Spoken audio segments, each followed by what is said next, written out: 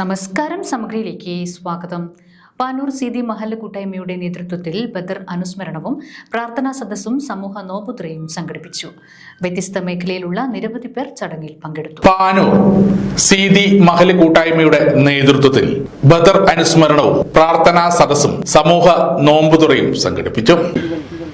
പരീക്ഷിക്കുന്നത് അതുപോലെ നമ്മുടെ നാനാവിധത്തിലുള്ള വികസനത്തിന് വേണ്ടി നാം ഒന്നിച്ചു നിന്നുകൊണ്ട് ഇത്തരം കൂട്ടായ്മകൾ ഇനിയും അങ്ങോട്ട് പ്രോത്സാഹിപ്പിക്കപ്പെടേണ്ടതുണ്ട് എന്ന് പറഞ്ഞുകൊണ്ട് ഇഫ്താർ മീറ്റ് 2K26 വ്യത്യസ്ത മേഖലയിലുള്ള നിരവധി പേരാണ് പങ്കെടുത്തത്. ഇതര സമുദായത്തിൽപ്പെട്ട എല്ലാവരെയും ഒരുമിച്ച് കൂട്ടി ഒരു സമൂഹ നോമ്പുതുറയാക്കുന്നതിൽ വളരെ നല്ല കാര്യം തന്നെയാണ്. എല്ലാവരെയും പങ്കെടുപ്പിക്കുക, ജാതി മത ഭേദമന്യേ എല്ലാവരെയും പങ്കെടുപ്പിച്ചുകൊണ്ട് നമ്മൾ നല്ലൊരു സമൂഹ നോമ്പുതുറ തുറക്കാൻ ഇവിടെ ഉണ്ടാക്കിയതിൽ വലിയ സന്തോഷമുണ്ട്. P Usman, Mansoor KP, KM Ashraf, Seethipalli ഇമാം, കരീം ഉസ്താദ്, മുഹമ്മദ് ഉസ്താദ്, റഫീഖ് ഉസ്താദ്, Manikkoth Ashraf, Rajesh, ചെമ്പലോകത്തെ Abdulla, Musa മീത്തേൽ, Firoz PK, Jaseel M, Jamsheer KP Muhammad, Abubakar CK തുടങ്ങിയവർ സംസാരിച്ചു.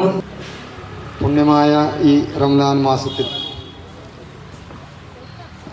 മാസത്തിൽ തന്നെ നോമ്പ് 17 എന്ന വിശുദ്ധമായ ദിവസം തന്നെ ഇത്തരത്തിലുള്ള ഒരു നോമ്പുതുറ സംഘടിപ്പിക്കുവാനും സമൂഹത്തിലുള്ള നാനാ മതസ്ഥരെയും ഉൾപ്പെടുത്തിക്കൊണ്ട് സമൂഹത്തിനൊരു മാതൃകയാവുന്ന വിധത്തിൽ സീതി മഹൽ കമ്മിറ്റിയിലെ യുവാക്കളും എല്ലാവരും ഒത്തുചേർന്നുകൊണ്ട് ഈ നോമ്പുതുറ ഇവിടെ സംഘടിപ്പിച്ചിരിക്കുകയാണ്.